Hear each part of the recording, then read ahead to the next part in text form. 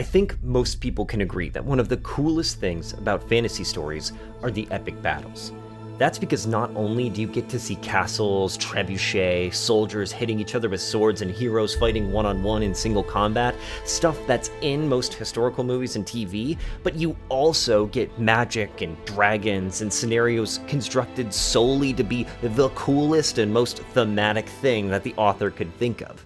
There's this guy who shows up on YouTube channels talking about how accurate the battles in movies and TV were. His name is Roel Konijndijk. He's an expert on ancient warfare and a lecturer at Oxford University, but most people know him as the ditch guy. Where is your ditch? Where is your ditch?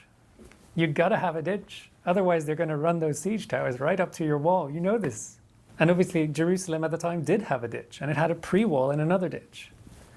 So that you can't just put your siege engines right up to the wall. That's because he criticizes most armies and media for forgoing the most basic step in defensive warfare for most of human history, the humble ditch. It really makes sense. If your goal is to stop your opponent from getting to or past you, your first line of defense shouldn't be your shield wall, it should be getting past a big fuck-off ditch first. It slows the enemy down so they can't charge into you with their main force or with their cavalry. It also creates a kill zone for your ranged troops as the enemy works to fill it in or otherwise bypass it. And all that together is just a huge blow to the enemy momentum and morale, which could be the most important reason to have one in the first place. So if the ditch is that important to period armies, why are they so often forgone in their cinema and TV adaptations? Simply put, the very fact that it breaks up a charge and slows an enemy down also means that it slows down the action. Yes, not allowing your enemy to charge into your lines is tactically sound, but is it worth it if it means you don't get to see two battle lines charging into each other on an open field? This has been talked about to death, but I needed an excuse to yap about it myself, so I'm gonna bring up maybe the worst battle tactic I've ever seen put to screen. I'm talking, of course, about the Elves' suicide charge in the Battle of Five Armies movie. Here you can see the dwarven heavy phalanx wheel to face the enemy, who is charging into them. This is the ideal scenario for the dwarves, the exact kind of situation that their infantry is built to deal with, a direct charge of enemy infantry into their spear wall. It's this exact formation that Alexander the Great used to conquer most of the known world. The issue with the phalanx formation is that it lacks mobility and has a weakness to heavy ranged warfare and artillery. But the orcs were just charging into them. It was the perfect scenario to set up the good guys for a win. So of course the elves ruin it. Instead of doing, anything else, they jump over the shield wall into the oncoming orc horde in a suicide maneuver. This forces the dwarves to break up their perfect defensive formation because the momentum of the enemy would inevitably push the elves back into their own allies' spears. So in order to not let their allies die, they have to charge in, essentially throwing away their advantage. Now this could be thematic if you chalk this up to elven pride and not wanting the dwarves to be the heroes of the story, but since there is no talk about this after the battle's over, I'd see this as the filmmakers deciding that a cool shot was worth more than anything that made sense in the moment. Let me quickly show you how to make better use of the elves in this battle. Leave the dwarves where they are to meet the oncoming horde. They're incredibly heavy infantry, so they're going to hold out a really long time. Let the elves stand behind them and shoot arrows at the enemy to make good use of what the elves are actually good at. Now, if you have these elite elven shock infantry to use, you should use them like how you would use a cavalry unit. Either have them protect the dwarven flanks, or charge the enemy's flanks if you have the opportunity. The elves in Lord of the Rings are notoriously very fast, so they could even act as a light cavalry unit and try to get to the enemy archers or the enemy rear. Really, almost any use of them would be better than what they did in the film. It reminds me of the suicide charge of the Dothraki into the massed infantry formation of undead, but that's really been talked to death, so I'll leave that there. Now, they could have also gone with an encirclement tactic, sort of the weak center Hannibal thing, but I feel like because they didn't have a unified leadership, that wouldn't have worked well enough. I think poor battle tactics representation in fantasy stories bothers me even more than in historical stories, since in historical stories, the author didn't invent the setting. In fantasy, the author literally created everything whole cloth, so there really is no excuse for poor battle tactics in service of cinematic narrative moments beyond pure laziness. So how should you depict battles in a fantasy world? If you have a complex magic system, it can be difficult. But that's why you should be thinking about this when you are creating your world and your magic system. You should start your world building with your cool ideas, but then bring it back immediately to the most basic questions like, what do they eat? If this race has this natural power and longevity, why aren't they ruling the world?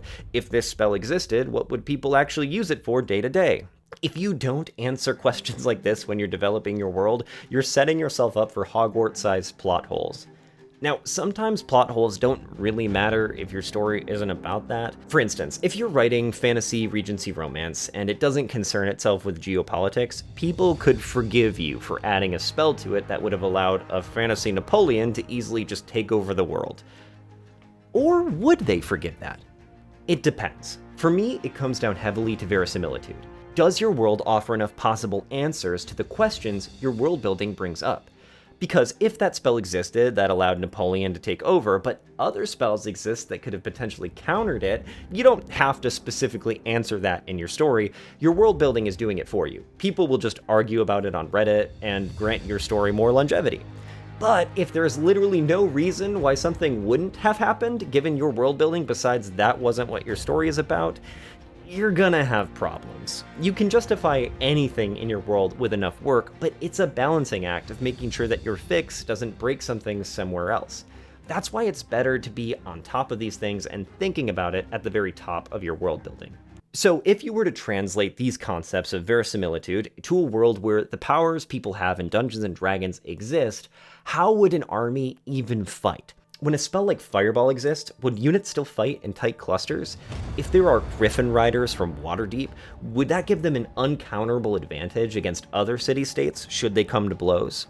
How could anyone deal with higher-level wizards that can cast things like Meteor Storm a mile away? The questions in the D&D world are endless, but luckily they don't suffer the world-building problem I mentioned earlier because the potential answers are also endless. You could raise a dozen scenarios that seem unbeatable, but then come up with 100 ways to beat them. I'm currently running a D&D campaign set in a fantasy world inspired by Caesar's invasion of Gaul, and in the process of world building, the question raised itself to me too. How would a legion fight in a world with magic and monsters? Let's break down the challenges that the Legion would likely face in this area of the world and go over how the Legion would structure itself to combat those.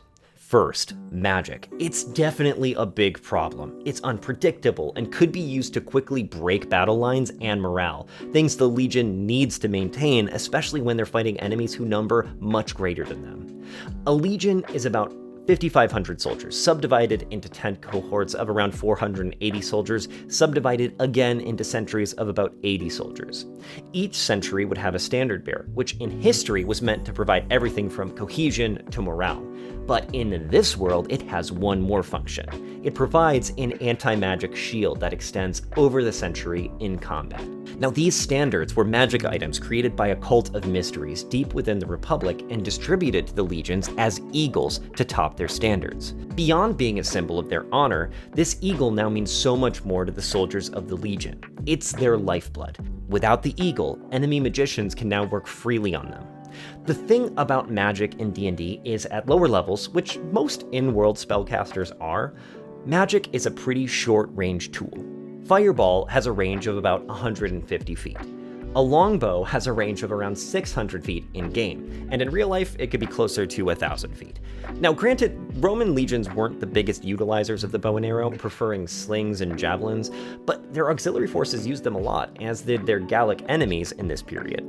What the Romans did have was artillery in the form of catapults and ballista, weapons with the effective firepower of a wizard's fireball, but with much greater range and the ability to be mass-produced. With those two elements combined, anti-magic standards and artillery support, the legions are able to counter two great advantages their enemies have. However, that's not the only trick up their enemies' sleeves.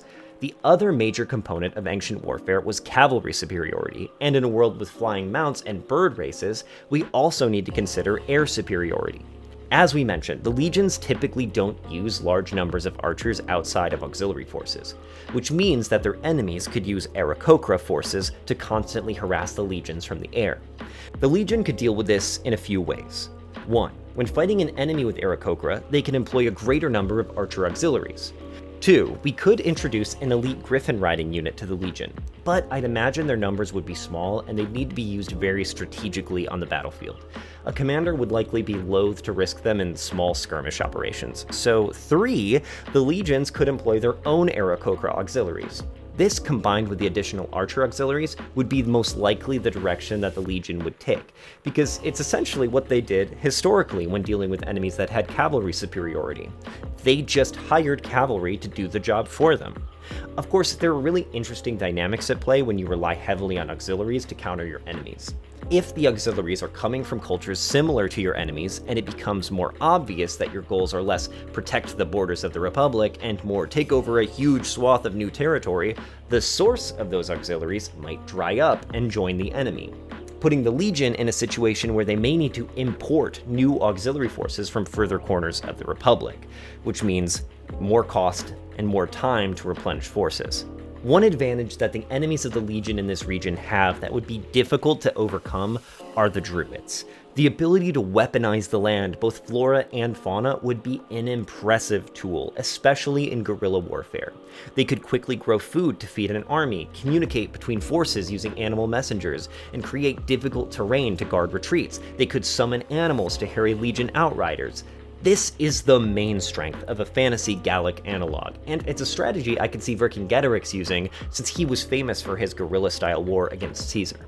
I could go on forever spitballing about scenarios that could come up due to the fantasy setting and then come up with ways the Legion would deal with them in-universe, using the strategies and philosophies they used historically. That could be my whole Saturday night, and often has been. The key takeaway that I hope you get from this is to be excited to ask and answer these sorts of questions, either for your own fantasy story or your D&D game. I'd try to get you not to do the Hollywood thing of hand-waving away the most interesting parts of your world just to get that one cinematic moment. I think you'll find you'll get much more buy-in from both your readers and your players if you respect the world you've built, because then it feels worth it to invest their time and energy into it as well. Thanks so much for watching, and thanks so much to my patrons for helping support the content I'm bringing to you. I'm Ben DeHart, and if you like this video, subscribe and come back and catch the next one. And if you have a good example, or a bad example, of how war was used in a fantasy book, movie, or TV show, I'd love to hear about it in the comments. See ya.